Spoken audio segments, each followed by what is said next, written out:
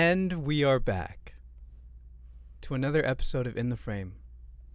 Beside me, we have a local Winnipeg drummer, formerly the drummer for Waster, Danger Cat, and the current drummer for the Mercy Street. Give it up for Casey Fiorante. Thanks, everybody.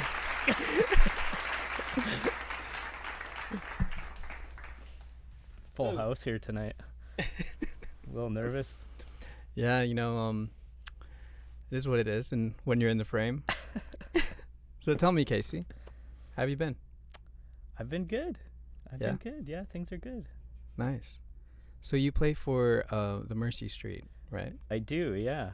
Yeah. Tell me about the Mercy Street. Tell you about the Mercy And Street. that's all the time we have. Fell for it. No, but the Mercy Street is a local band here in Winnipeg. And you guys just released your first EP, Challenger. Yeah. And I personally love Lucky's Place. And I just love... I can't really tell what genre of music the EP was. It's a bit of like folk, a bit of like soft rock. Yeah. But then there's a saxophone and then so many other like stuff. But tell me about the Mercy Street. How did you guys become a band? I mean, I've known all these guys for a very long time, like since I moved to Winnipeg. I'm from Saskatchewan, if you didn't know that. So I moved here in like 2006. Yeah. These are some of the guys that I met right away when I moved here. I played in different little bands with them here and there, filled in for some of their bands when they needed it, and just been really close with them for a very long time. So they were all in a group in around the time when I was in Waster and Danger Cat. They were in a group called Hope Atlantic, which is a very good band. And when you were in Waster and Danger Cat, around what years were that?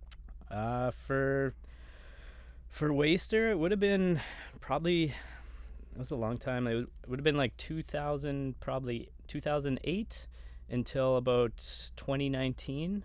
And then Danger Cat would have been 7, 8, or 9 years in that chunk as well. Like I was doing both at the same time, and playing and recording and touring with both bands at the same time. So yeah. And you're also a father. I am also a father to 2 children. Wow. Yeah. Yeah. Real life humans. Real life humans. Yeah. Yeah. Wow. Amazing. Yeah. No, congratulations. Yeah. I don't know. No, but 2008, 2000 to 2019. Yeah. And the Mercy Street, when did that come into fruition? Well, so these guys I had known for years, played in another band that I was a big fan of, and I went on the road with them a few times and like did merch and things like that. Yeah. I was just very close with them. So yeah, known them forever. A couple years ago, I saw Jordy, the singer, in traffic, and I hadn't seen him in quite some time, like several years. Didn't have a falling out or anything like that, just kind of lost touch. So yeah, saw each other in traffic, kind of just did the holy shit, it's Jordy, gave him a wave, blah blah blah. Gave him the bird. Yeah. Flipped him off.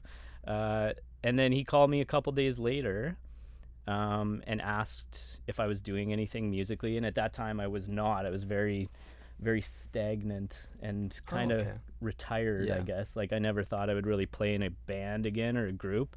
I was still keeping my chops up at home because I love playing, but a band didn't really appeal to me anymore.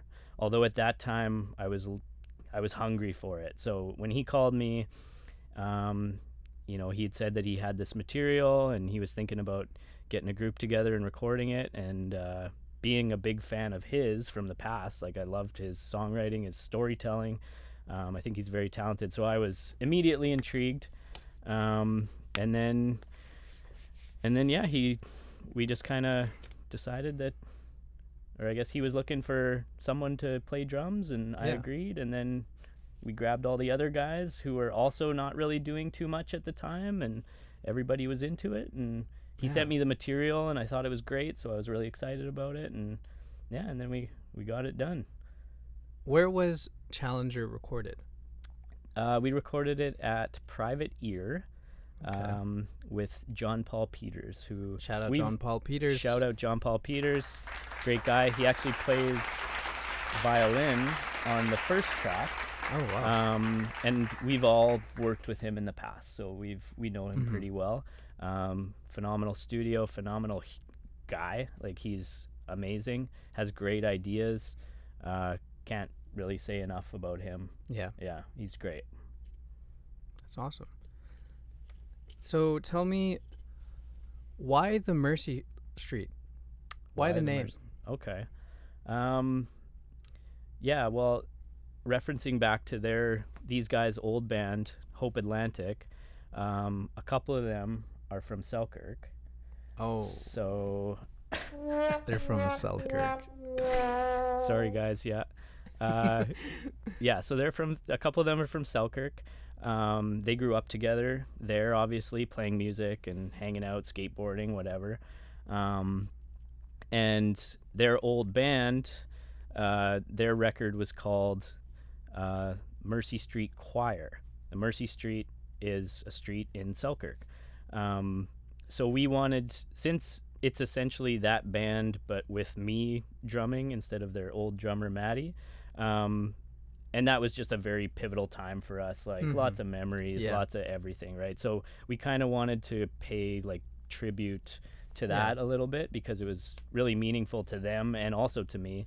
And then also too, it just kind of seemed like a decent band name. Like naming a band name in 2025 is friggin' hard. So it's definitely better than Waster and Danger Cat. Yeah.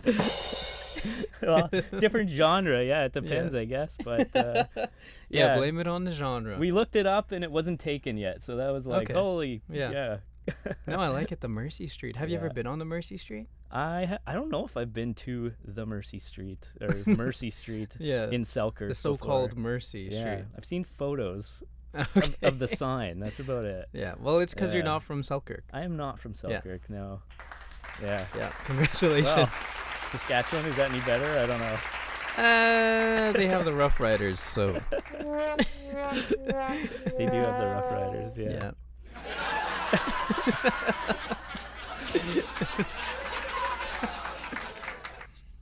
So you grew up in Saskatchewan. Yeah. When did you start playing the drums? I started playing drums in my like early teen years.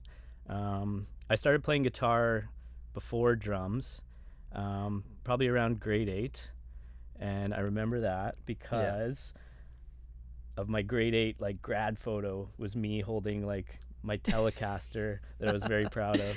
It's a very cheesy photo. Anyway, so I started playing guitar pretty early, loved it, and then my dad, he still plays drums in a wedding band. So there was drums at my house, and I was always surrounded by like awesome music. And then probably around like age 14 or 15, I decided that I wanted to try to learn how to play the drums. So he kind of showed me a few things, and then from there I really was just self-taught and practiced and played with a few friends and was in some really crappy emo bands when I was a teenager and stuff like that. Yeah. Did you ever play with your dad, like in his band? No. I mean, I moved to Winnipeg when I was 19.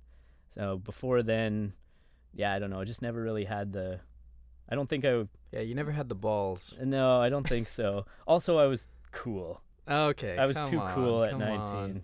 Yeah. Now at 38, I would love to do that. At 19, I was too cool. You want to start a wedding band? I would love to start a wedding band. Yeah, let's name it the Silhouette. It's taken. The wedding band, not the one that's on your finger. Correct. Yeah. Musical group. Yeah. Musical wedding group. But wow, so you came from a musical family. Yeah. And then you just took it by the drumsticks. I guess you could say And that, yeah. moved to the big city. It was in my blood. Yeah. Yeah. Where in Saskatchewan were you from? Regina. I was yeah, there we go. Womp womp. Selkirk, Regina. Yeah, born in Regina. Spent a lot of time, like I had a lot of friends outside of the city, so I spent a lot of time in really small towns. Pilot Butte, White City, Moose Jaw. Yeah.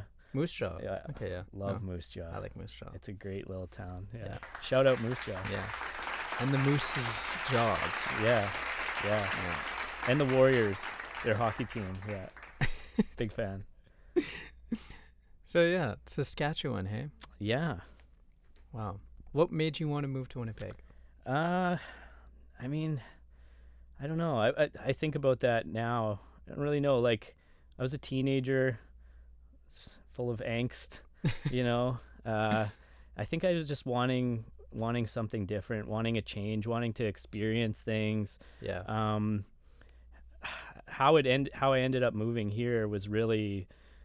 I'm gonna date myself here big time, but I had seen a group of guys who were playing in a band on MySpace.com at the time. That might be a little. Do you know about MySpace? I know a little Have bit. you heard of this MySpace? I've heard about MySpace. My sisters had MySpace. It was a big deal. Yeah. I don't know how I was friends with this group of guys or like their band on MySpace. Still to this day, I have no idea. For some reason, I saw that they were looking for a drummer. They had a couple demos on their MySpace, and I was like, oh my God. I was like, this is kind of cool. This is like right up my alley. So I sent them a message. I was living like at my buddy's house at the time, like on a farm in like rural Saskatchewan. So we had like crappy internet, like dial-up internet. But anyway, I messaged them and was like, hey, you guys are looking for a drummer. I'm a drummer. Sent them some crappy demos that I had of me playing in other bands that I had.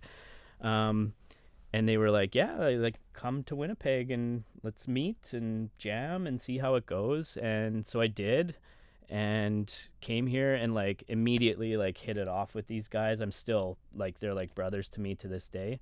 None of them are in this group, but I've played with them in bands in the past. Okay. And yeah, it was, so then, you know, we started hanging out, when I came to visit. Went really great. We jammed. They had a jam space. We played together. Also went really great. And they were like, hey, well, if you want to move here, you know, you can. And I was like, yeah, I think I will. And I packed up my car and all my shit and moved to Winnipeg. And we had a really crappy apartment on Spence Street that we lived at for a few years. And yeah, I don't know. It was, I think back about it a lot. And it was just, I don't know. I was ignorant and young, and I just did it. I don't know. Wow. Yeah, but no regrets. Like no regrets. Yeah, no, not at all.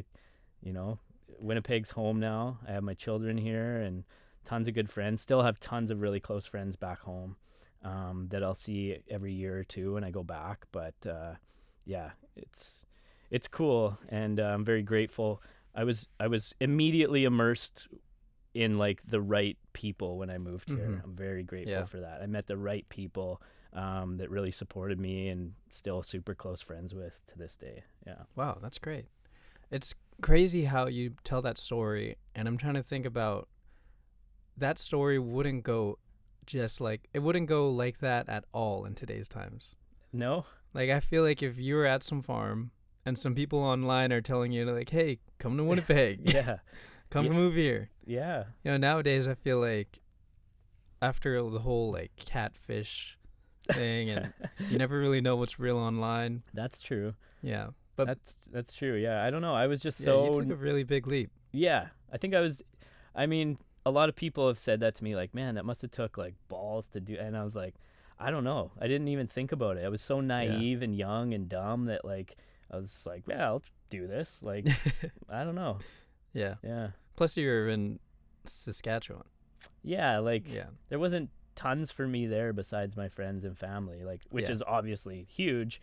Yeah. But there was something calling me to somewhere else to experience something else. And now you're in the frame. And now I'm here, and it's all full circle now. Yeah, it really all makes sense now that I'm here. Yeah. With you. All of that was just for this moment right now. It Casey. really was, yeah. Yeah. It was just building. 20 years it's been building to 20 this years. moment right now. But Challenger, the Mercy Street. So you're like the common denominator of everybody in that band. I don't know. Pretty much. Because if you used to play in bands with two of the other guys and then they used to play in a different band, but you would also drum for them. Mm-hmm. And then you knew TJ, Jordy. Yeah. So everybody kind of knew you already?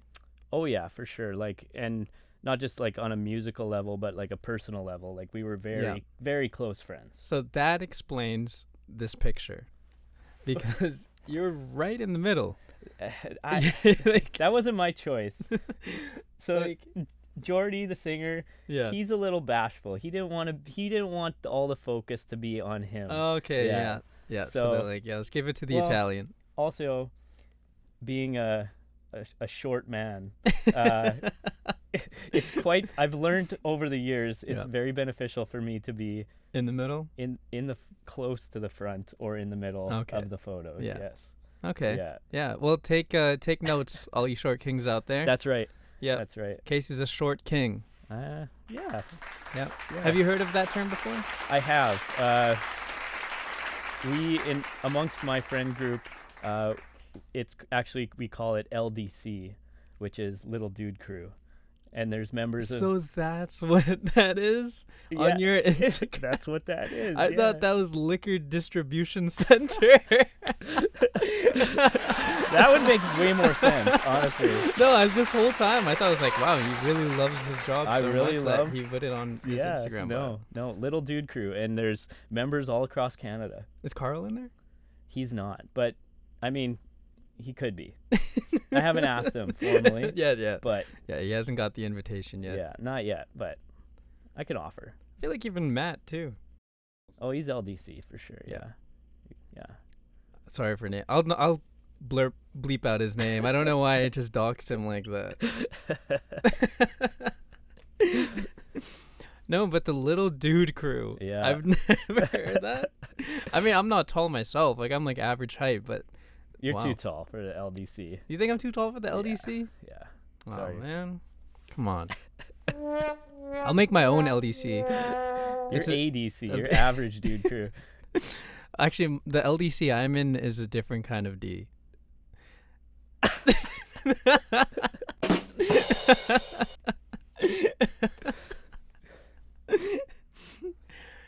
Yep.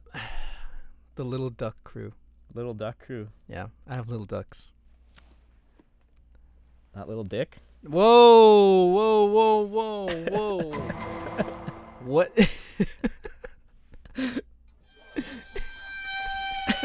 You like that one? Yeah, that's good.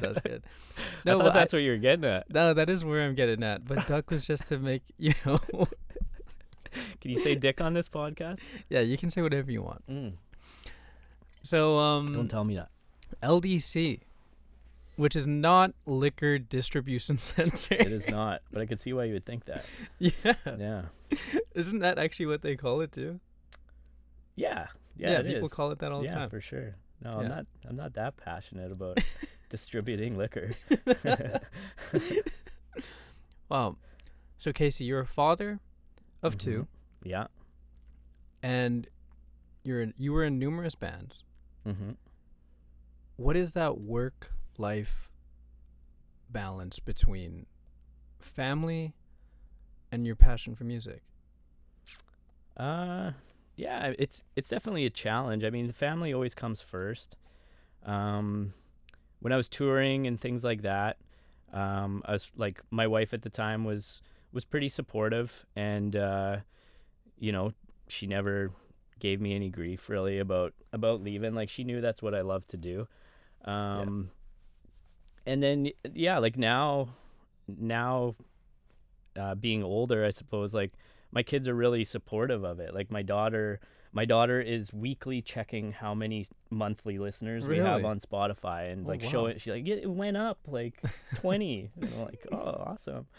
So she's she's really invested into it, and like super supportive and really proud. Like, and you know, when you look on Spotify, it's not a big deal to me, but to a 10-year-old girl, I'm a rock star because Oh yeah. when you look up the Mercy Street on Spotify, my picture is on it. Right? So No, immediately I'm a celebrity or something it's like a that. huge deal for anyone, like no matter how big or small. Yeah. Like to be passionate enough for something to actually put money and your work and time into it Mm-hmm. and get it distributed. Yeah. Like it's not an easy thing to do, and I think you should be very proud of yourself for that. Like it's Yeah. a huge deal. Yeah, no, it definitely it takes a lot of freaking work, and like even maintaining relationships with members in the band is like having 5 boyfriends, you know, that you have to keep happy and you know, try not to ruffle any feathers or you know a thing or two about that. You're from Saskatchewan. Yeah. About what? Boyfriend? About ruffling the feathers. Oh jeez. Not that there's anything wrong with that. Yeah, no, there's nothing wrong with that. No. No. Yeah. I know a lot about hanging out with dudes and making dude relationships work. Yeah. Yeah. No, that's nice. Yeah.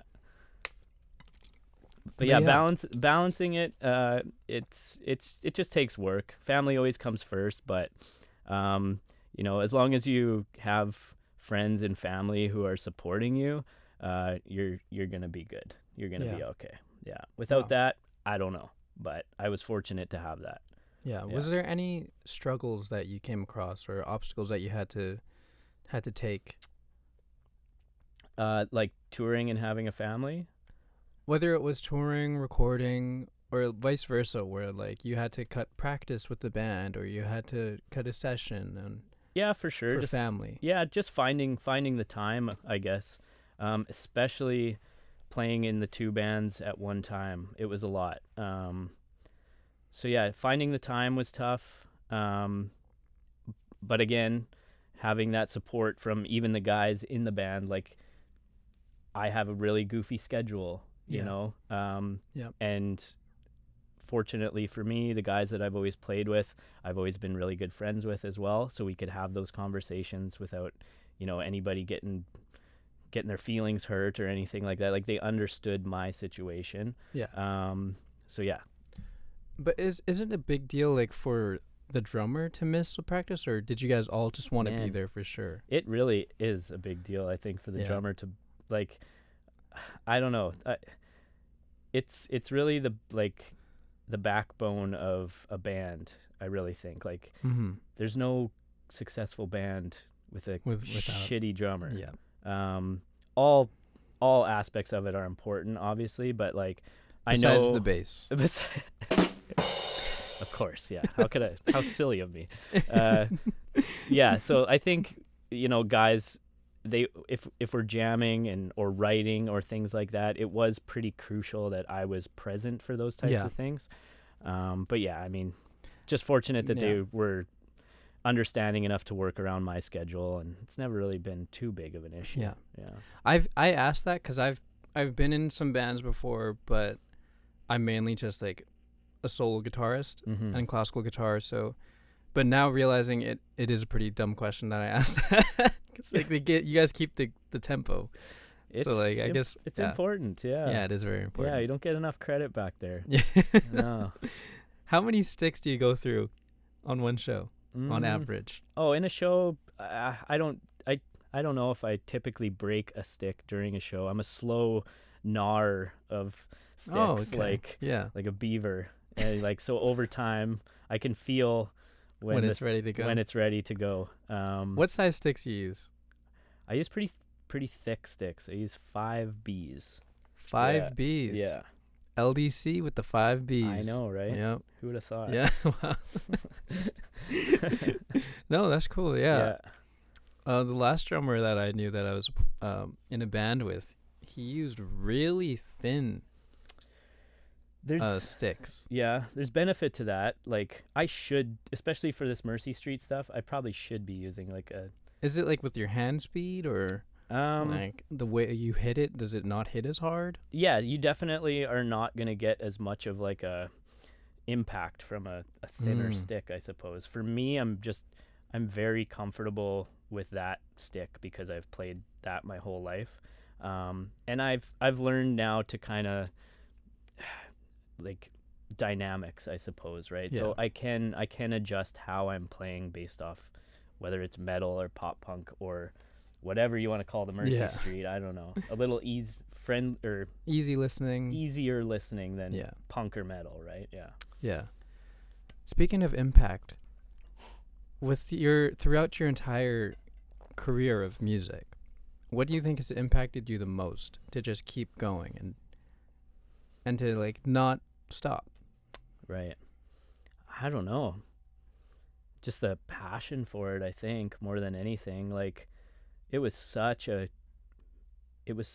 monumental part of like growing up for me, like Mhm. especially in my teenage years. Like music was everything, and that was before Spotify and things like this, where like music was easily accessible. So it was all about just like word of mouth, or even like going to the record store and like just buying something because you thought based off the look of it might appeal Yeah. to you. Like that doesn't really happen anymore. So it was just such Yeah. a passionate thing at that time for me, and I'm a very nostalgic person, and like I don't know. I don't think I've changed much since I was a teenager, honestly. Like I still listen to all that type of music. Height wise?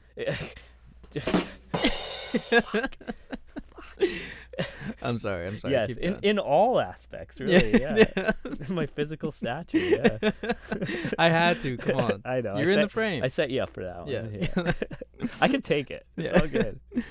No, but yeah, music has also been very important to my life too. Of And course. I feel like that's a very universal Mhm. feeling.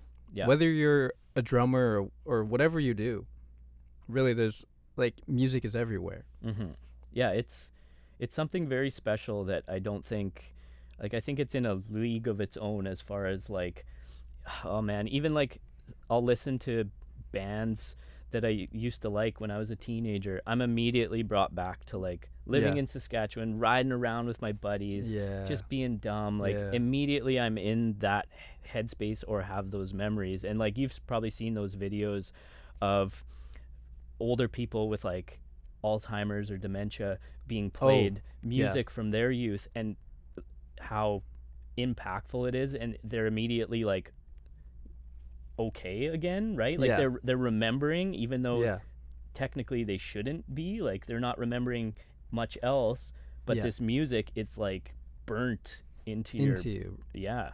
Wow. It's pretty special. So yeah, that's always, I don't know, that's always been with me too. It's just like it's something, and it's really nothing. It's just noise, right? It's not Yeah. a physical thing that you can grab. Yeah. It's just so Noise and vibrations. yeah, it's Yeah. and it's universal Yeah. across all languages. Like I listen to Countries. for Yeah. sure. Like I listen to music that I don't even know what they're saying, right? Like Yeah. and you or can, what instrument is that, right? yeah, and you Yeah. can enjoy it. Wow. Mhm. We have Casey Fiorante, the current drummer to the Mercy Street. Go listen to Challenger, their first EP out right now on Spotify, Apple Music, wherever you get your music. Here's a little snippet of Lucky's Place. Holding my own without you here. Took a hard look in a broken mirror. If you wanna dance, I'll be sitting right here for you, my dear. I will drown in Lucky's Place.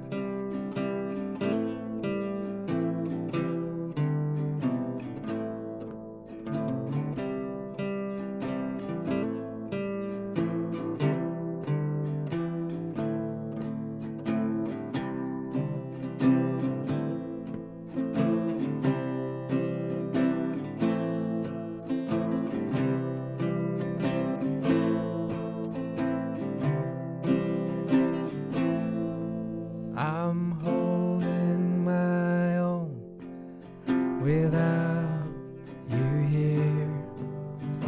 Took a hard look in a broken mirror.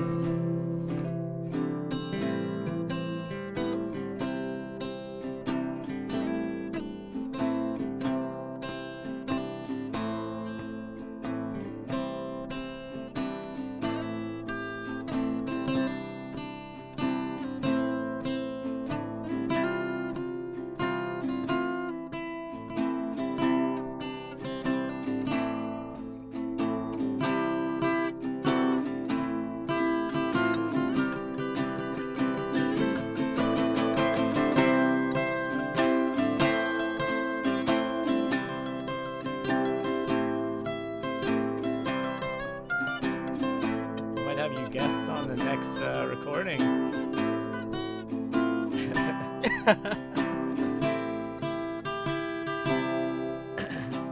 Let's do it one more time. I'm holding my own without you here. Took a hard look in a broken mirror. If you wanna dance, I'll be sitting right here for you, my dear. I will drown in Lucky's place.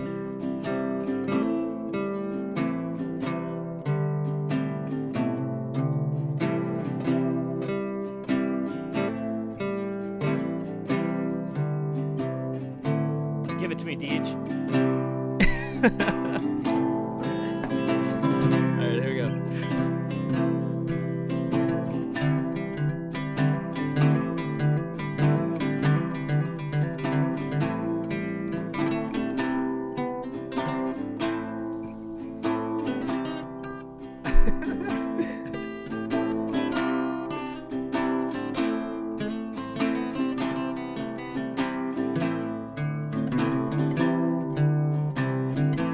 Tasty.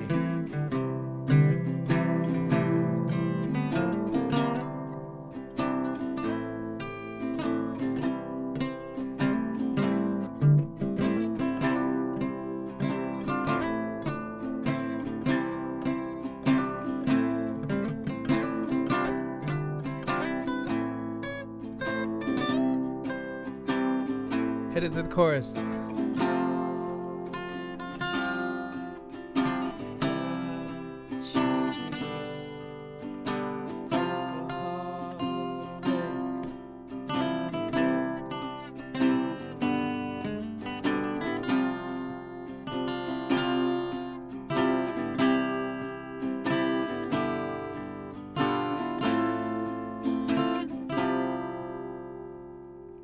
I will drown on Lucky's place.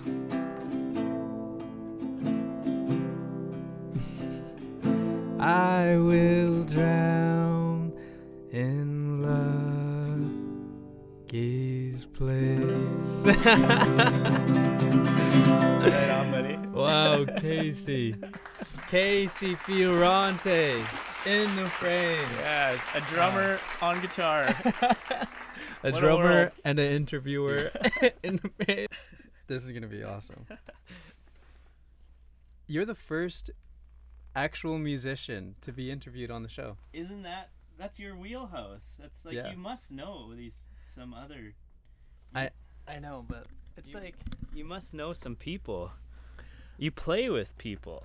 I know so many people, but a lot of them are either like introverted or Too cool or what?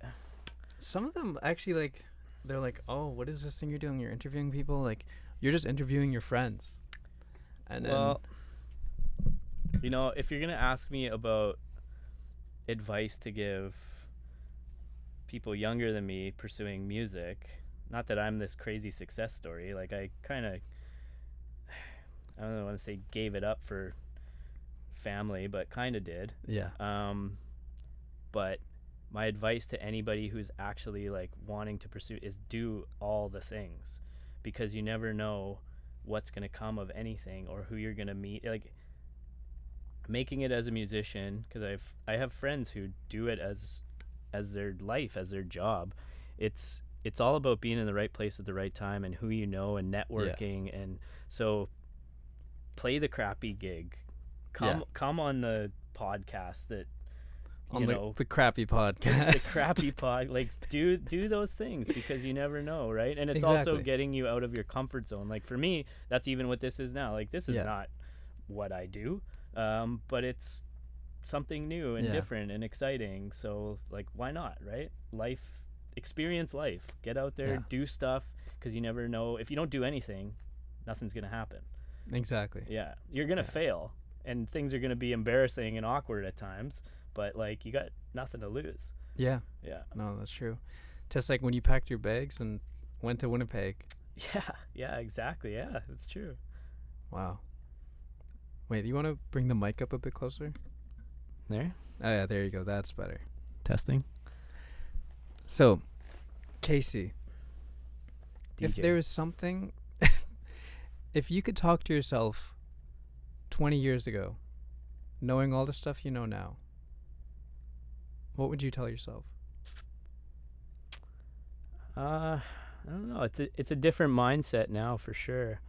I'd probably tell myself just like kind of what I was talking to you about earlier, like just do stuff, try stuff. And I did a lot of stuff and tried a lot of stuff musically, and had a lot of great experiences, but there were things where you're like, that's going to be lame, or that's going to be crappy. Like Yeah. so many friendships and relationships were built on those crappy little things that I did, that I would just tell myself like to not say no to really anything, or not think that something could come from something small, or just get out there and experience life. And I did, there's no doubt about that, but there was more I could have done for sure. Wow. Especially at that age, like, you're like, whatever, maybe something's not cool or something. Like, who gives a shit? Not what is Exactly. cool? I don't know. Yeah. Everything's cool. Everything's I'll tell you sucks, what's not cool. Selkirk. Yeah. How do you know? Oh, I know. Maybe you gotta go there and experience Selkirk. They have a Boston pizza. Yeah. Well, thank you so much, Casey, for coming all this way, telling me the story about Waster, Danger Cat. Everybody out there, listen to Challenger by Mercy Street. I'm telling you right now, certified Deej approved. Yeah, all your wildest dreams will come true. Yeah. Anybody want to shout out? Oh man, I want to shout out my daughter Sula, my son Felix, Tyler, Lindley, all my friends. Love them all. Yeah. Casey Fiorante, everybody.